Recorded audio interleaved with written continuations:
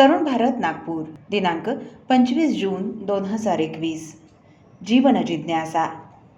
मोक्षभूमी भारत. प्राचार्य श्री टोरले. ही एका जर्मन तरुणाची कहाणी आहे. तो जर्मनीत एका विद्यापीठात प्राध्यापक होता. रिलिजन, फिलॉसॉफी, एंडॉलॉजी हे त्याचे आवडीचे विषय होते. भारतीय संस्कृतीबद्दल त्याला विलक्षण आकर्षण होतं. त्या आकर्षणापोटी हिंदू धर्माचा, हिंदू जीवनपद्धतीचा सखोल अभ्यास करण्यासाठी म्हणजे इन-डेप्थ अभ्यास करण्यासाठी तो भारतात आला.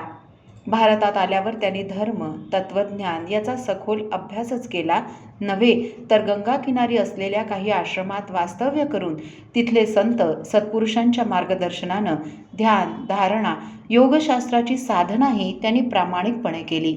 त्याचा हेतू शुद्ध होता. आपल्याला परमेश्वराचा साक्षात्कार व्हावा या संकल्पानं त्याने ही सर्व प्रक्रिया केली. पण एका विशिष्ट पातळीवर तो थांबला. त्याला त्याचं लक्ष्य काही साधता आलं नाही.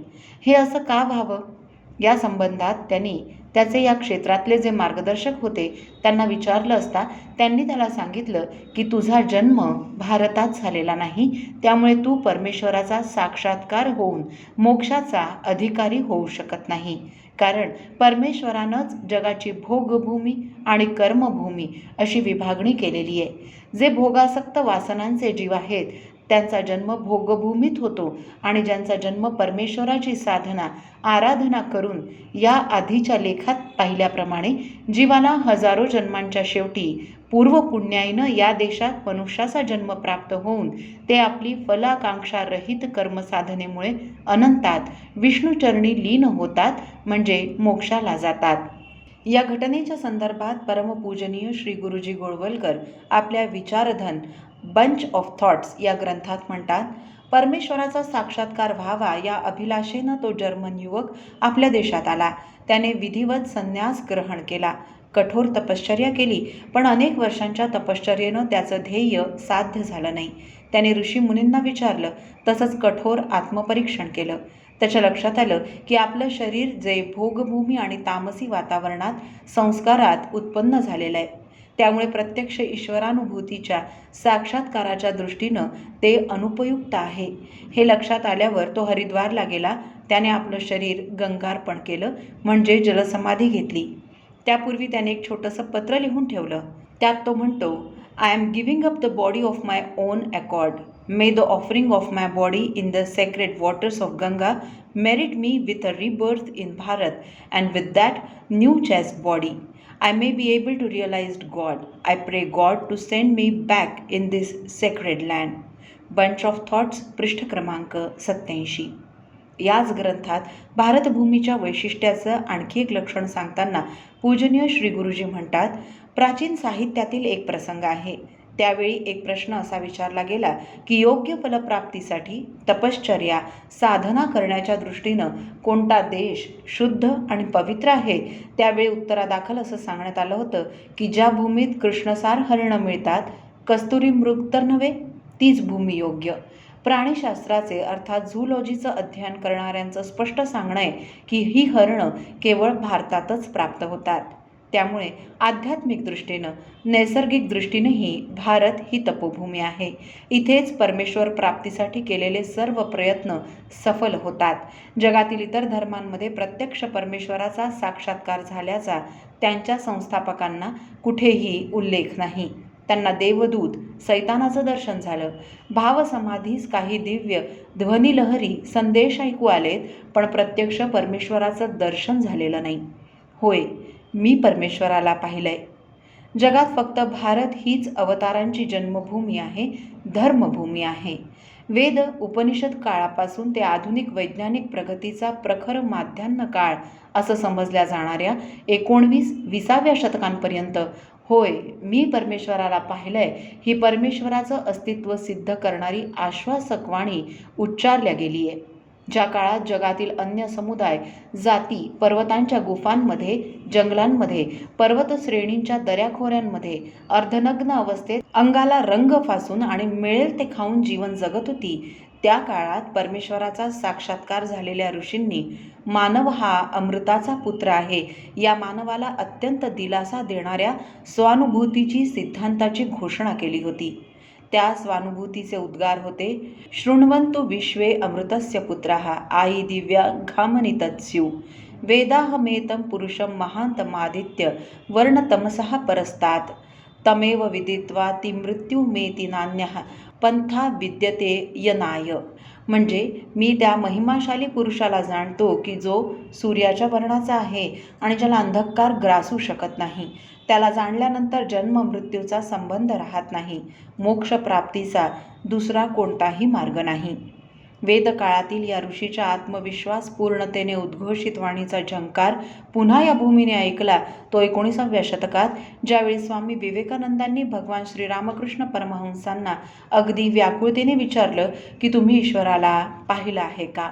आणि भगवान श्रीरामकृष्ण परमहंसांनी वैदिक ऋषीच्याच ठाम अनुभूतीप्रमाणे उत्तर दिलं, होय बाळा, मी परमेश्वराला पाहिलंय.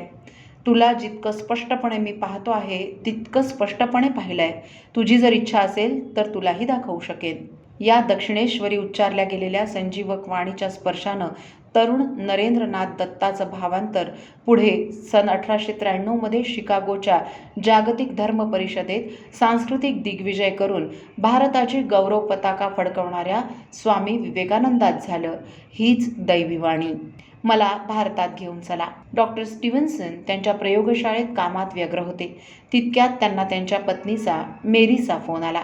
फोनवरती इतकंच म्हणाली, कम सून, जॅक इज बिहेविंग स्ट्रेंजली. तो ताबडतोब घरी आला. त्यानं पाहिलं त्याचा 9 वर्षाचा मुलगा जॅक्सन म्हणजे जॅक भारतीय पद्धतीनं पद्मासनात बसला असून भारताची प्राचीन भाषा संस्कृतमध्ये काहीतरी सांगतोय. त्याचं कथन टेप रेकॉर्डरवर अंकित होत होतं. सुमारे अर्ध्या तासानंतर तो शुद्धीवर आला म्हणजे नॉर्मल झाला. काय घडलं त्याचा त्याला मागमूसही नव्हता.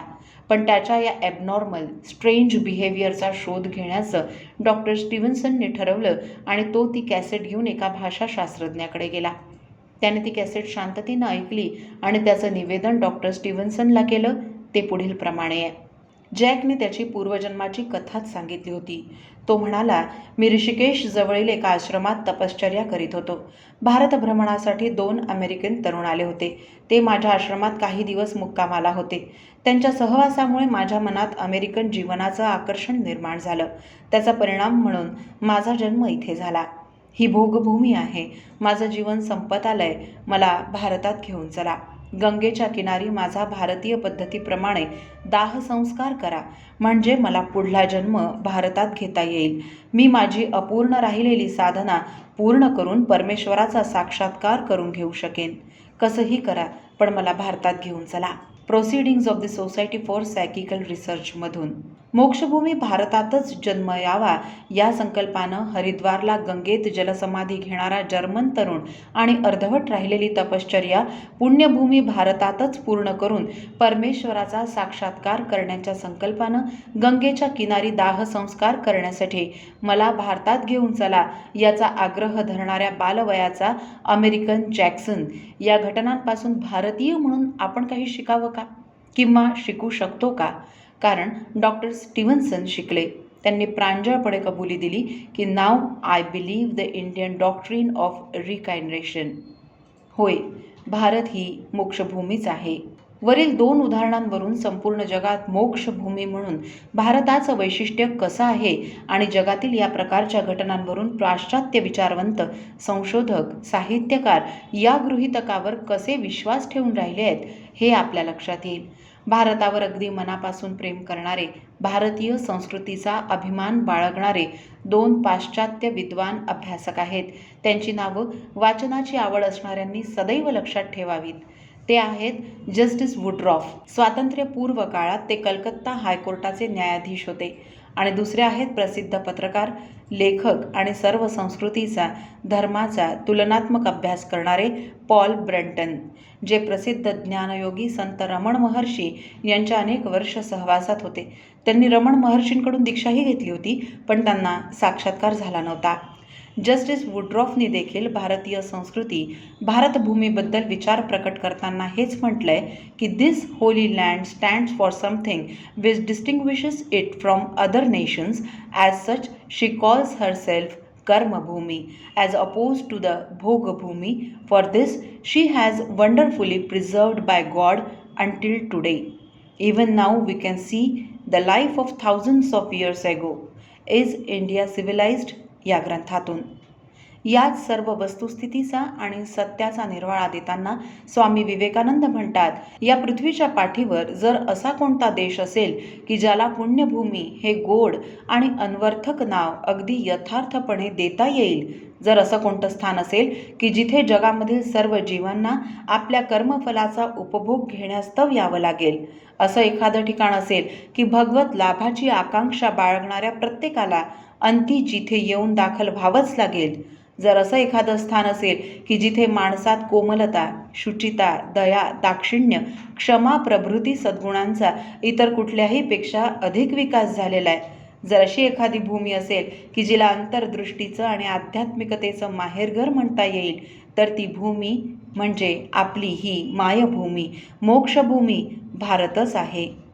स्वामी विवेकानंद, ग्रंथावली खंड 5. धर्मभूमी भारताचं सामर्थ्य आपण पाहिलं, मोक्षभूमी म्हणून तिचं वैशिष्ट्य पाहिलं. अशा या प्रियतम भारतमातेच्या पवित्र कुशीत आपण जन्माला आलो याचा सार्थ अभिमान आपण बाळगू आणि तिची प्रार्थना करू. महामंगले पुण्यभूमे त्वदर्थे पतत्वेशकायो नमस्ते नमस्ते. जीवन जिज्ञासा या सदरातील प्राचार्य डोरले यांचा हा लेख आपण tarunbharat.net या संकेतस्थळावरही ऐकू शकता. असे अभ्यासपूर्ण आणि स्पष्ट विचारांचे लेख ऐकण्यासाठी तरुण भारतच्या यूट्यूब चॅनलला लगेच सबस्क्राईब करा, लाईक करा, शेअरही नक्की करा. धन्यवाद.